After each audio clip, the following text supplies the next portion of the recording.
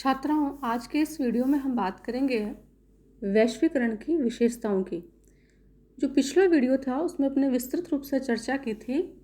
कि वैश्वीकरण क्या है, वैश्वीकरण की अवधारणा का उद्भव कब हुआ था।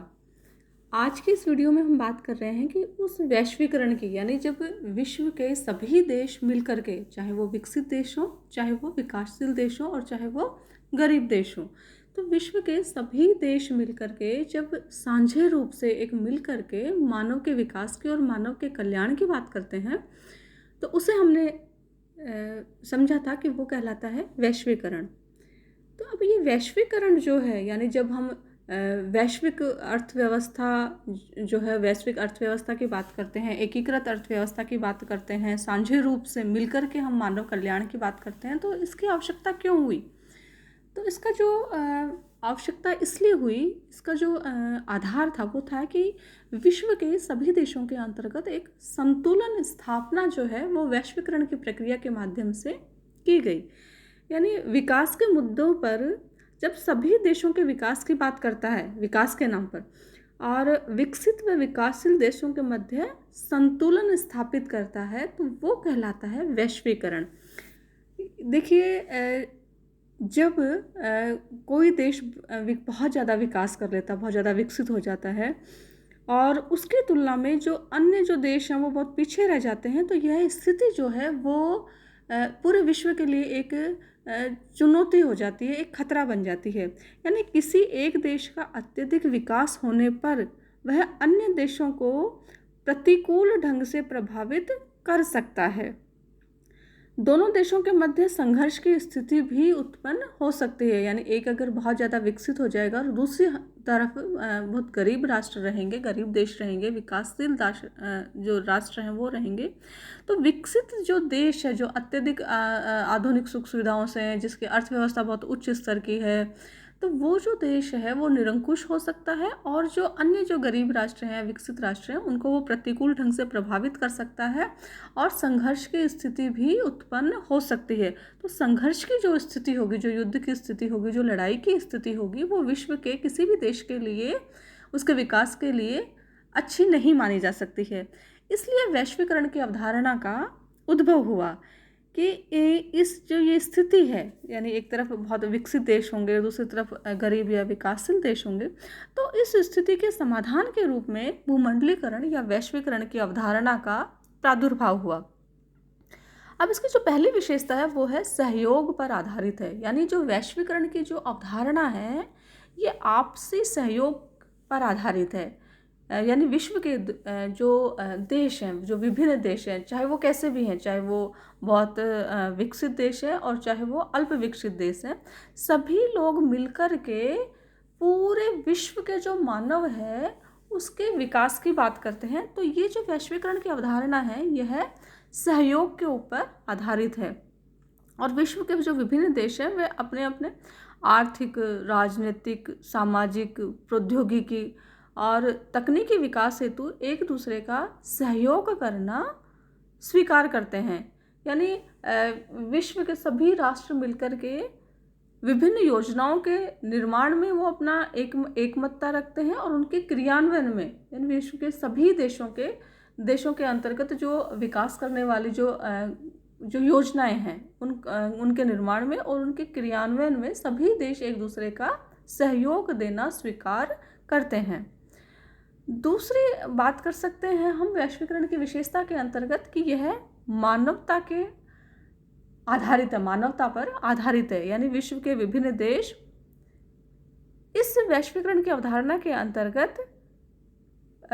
साझे रूप से बहुत मिल करके और मानव के विकास की बात करते हैं और इसका केवल एक ही उद्देश्य है और वो है मानव का विकास करना। चाहे मानव वो विश्व के किसी भी कोने के अंतर्गत, किसी भी राष्ट्र के अंतर्गत, किसी भी राज्य के अंतर्गत या क्षेत्र के अंतर्गत निवास करें। अगले हम इसके अंतर्गत बात कर सकते हैं वैश्वीकरण की विशेषता के अंतर्गत कि इस प्रक्रिया के अंतर्गत पूंजी व सेवाओं का मुक्त प्रवाह होता है। यानी ये जो प्रक्रिया है वैश्वीकरण की, ये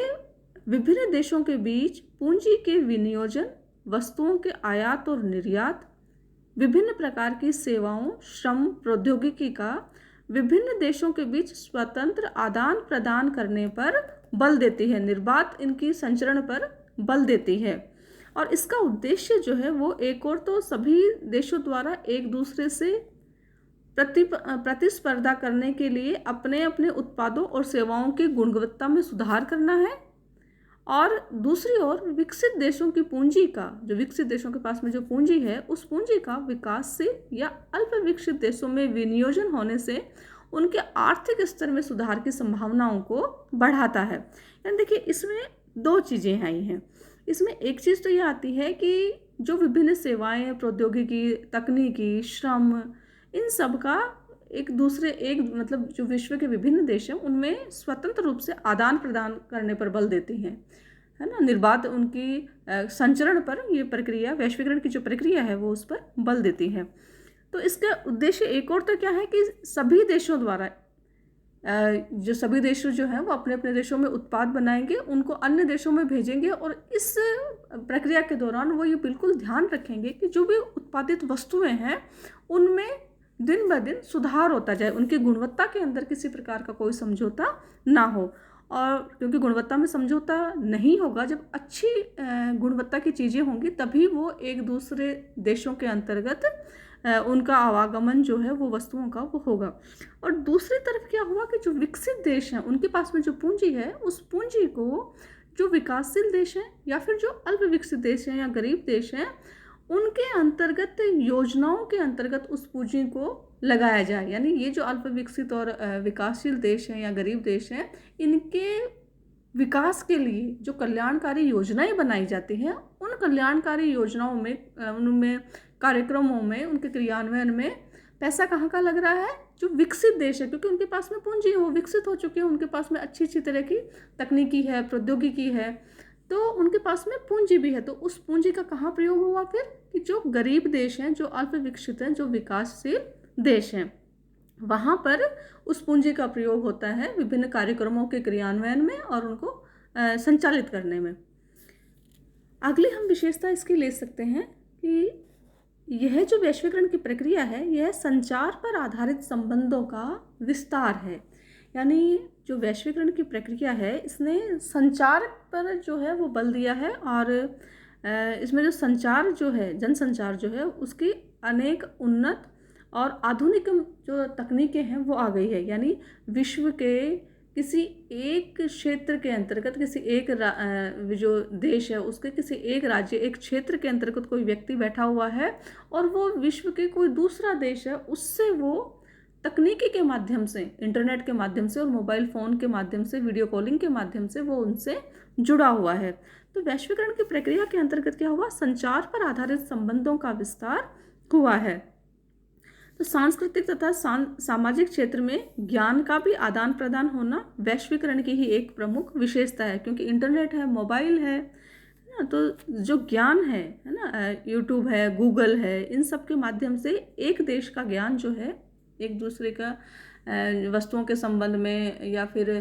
सामाजिक सांस्कृतिक संबंध में या राजनीतिक संबंध में या आर्थिक संबंध में या प्रौद्योगिकी को लेकर के या तकनीकी को लेकर के एक दूसरे के ज्ञान का प्रयोग दूसरे देश के जो व्यक्ति हैं वो अपने यहाँ कर सकते हैं। तो यही दशा अंतर्राष्ट्रीय प्रवास में होने वाली वृद्धि का भी कारण है। तीसरी हम बात कर सकते हैं वैश्वीकरण की विशेषता के अंतर्गत सार्वभौमिकरण की। यानी वैश्वीकरण की एक ये जो प्रमुख विशेषता है वो ये है कि यह सभी देशों के सामाजिक और आर्थिक जीवन में सार्वभौमिकरण को विकसित करती है। यानी वैश्वीकरण की मुख्य विशेषता क्या हुई कि सभी देशों के सामाजिक और आर्थिक जीवन में सार्वभौमिकरण,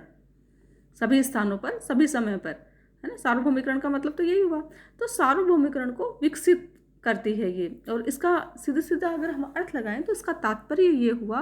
कि एक देश में बनने वाली जो वस्तुएं हैं और जो अधिक उपयोगी होती हैं उन्हें दुनिया के सभी बाजारों में खरीदा जाने लगता है।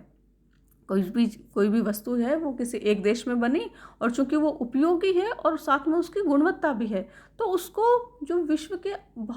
जो अन्य देश हैं वो उसे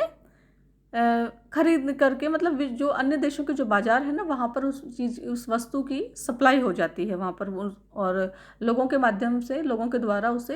उस वस्तु को खरीदा जाने लगता है। तो जिन वस्तुओं का संबंध समाज के उच्च मध्यम और उच्च वर्ग से होता है, उनका उत्पादन अधिक होने लगता है। वैश्वीकरण की प्रक्रिया के माध्यम से क्या हुआ कि किसी भी देश में कोई वस्तु बनी, और जो अन्य देश हैं वहाँ पर वो वस्तु, क्योंकि ये वस्तुओं और सेवाओं का जो स्वतंत्र विचरण हुआ है विभिन्न देशों के माध्यम से वैश्वीकरण की प्रक्रिया के द्वारा, तो उससे एक देश में कोई वस्तु बनी है तो उसे दूसरे देश के बाजारों के अंतर्गत रखा जाता है और लोग उसे खरीद करके ले जाते हैं। तो उससे क्या हुआ कि एक देश का जो ये उच्च वर्ग है या जो उच्च मध्यम वर्ग है, वो उन वस्तुओं को खरीदता है और उनका उत्पादन भी अधिक होने लगता है। और यह भी ध्यान रखा जाता है साथ के अंतर्गत कि ये जो वस्तुएं हैं, है ना, इनकी गुणवत्ता अधिक होनी चाहिए। उनकी गुणवत्ता में किसी प्रकार का कोई भी समझौता नहीं किया जाता है। जैसे कि अपन उदाहरण ले सकते हैं कि डिब्बाबंद जो खाने योग्य वस्तुएं हैं, फास्ट फूड है, और दैनिक उपयोग में आने वाली वस्तुओं जो हैं, उनका बढ़ता हुआ उपभोग सार्वभौमिकरण का ही एक उदाहरण है ना। बहुत सारी, जैसे किसी एक देश की कोई भी चीज़ है, जैसे हम बात करें कि नूडल्स हैं, है ना, मोमोज है, नूडल्स हैं, पिज़्ज़ा है और पास्ता है, तो ये भारत की डिशेस नहीं है। ये क्या, जो भारत के जो और जो देश हैं, चाहे चीन है, चाहे वो जापान है ना, तो वहाँ की जो खाद्य पदार्थ है ना, ये वैश्वीकरण की प्रक्रिया के माध्यम से कहाँ आ गए, इंडिया में, भारत में आ गए, और भारत के अंदर लोग इनको खरीद करके इनका उपभोग करने लग गए। तो ये क्या हुआ, ये उदाहरण हुआ कि ये जो वैश्वीकरण है ना, इसके माध्यम से सार्वभौमिकरण जो है वो विकसित हो रहा है। यानी एक देश में चीज़ बनी और दूसरे चीज़ में उसे उपलब्ध कर लिया गया। बस इसमें ध्यान यही रखा जाता है कि जो भी वस्तुएं होती हैं वो बहुत अच्छी गुणवत्ता की होनी चाहिए। अगली बात हम इसके अंतर्गत, वैश्वीकरण के अंतर्गत कर सकते हैं एकीकरण की। यानी वैश्वीकरण की जो प्रक्रिया है, इसकी एक विशेषता ये हुई कि विश्व स्तर के विभिन्न संगठनों के बीच, विश्व ने क्योंकि साझे रूप से मानव कल्याण की बात करते हैं, मानव विकास की बात करते हैं, तो इन्होंने विश्व स्तर पे क्या, विभिन्न देशों के कल्याण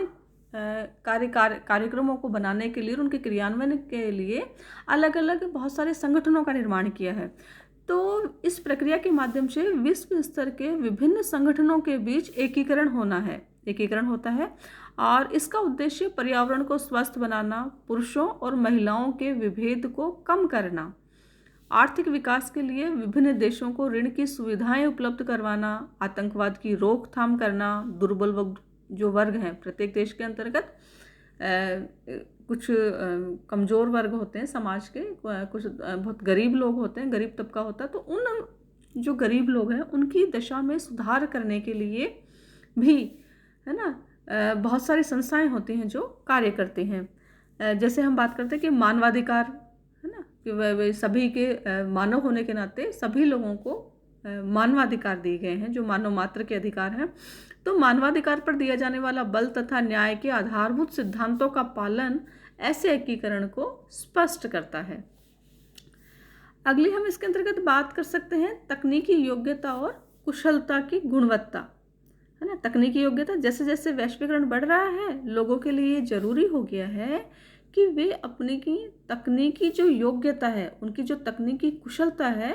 उस कुशलता को बढ़ा करके दुनिया के किसी भी हिस्से में काम कर सकें। क्योंकि वैश्वीकरण की जो प्रक्रिया है, इसके माध्यम से क्या हुआ